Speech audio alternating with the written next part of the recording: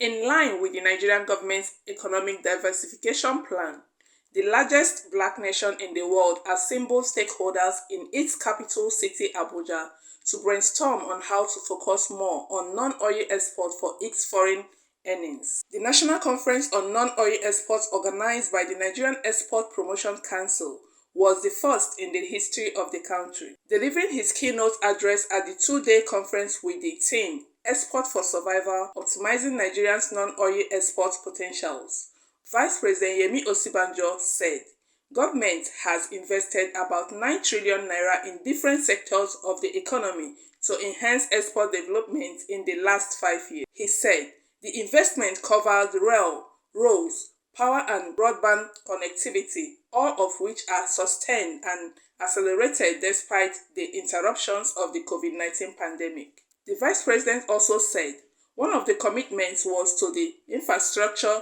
Corporation of Nigeria, which was launched last year with an initial seed capital of 1 trillion naira as an urgent response to the yearning $300 billion infrastructural deficit.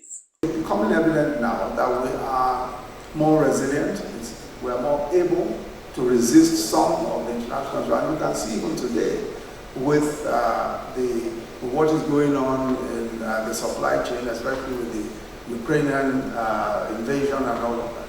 You'll see that clearly if we were not concentrating on local production, it would be extremely difficult to cope. The Minister of State for Industry, Trade and Investment, Mariam Katagon, and the Secretary to the Government of the Federation, Boss Mustafa, spoke on how the national quality policy scale export as well as the micro, small and medium enterprises could serve as foreign earners. Of the organized private sector to deepen their partnerships with government for the sustained growth of the economy. I'm optimistic that stakeholders here present will come up with appropriate recommendations on strategies to boost the contribution of non-oil exports to the nation's economy. This will no doubt stimulate investments across the commodity value chain, chart a sustainable course towards food security, and increased export for wealth and job creation. To further increase the competitiveness of Nigerian goods, it is imperative that we strengthen and sustain the production of goods and services by adding value on our raw produce for export. This will surely boost our local production capacity and address the increased trend in unemployment.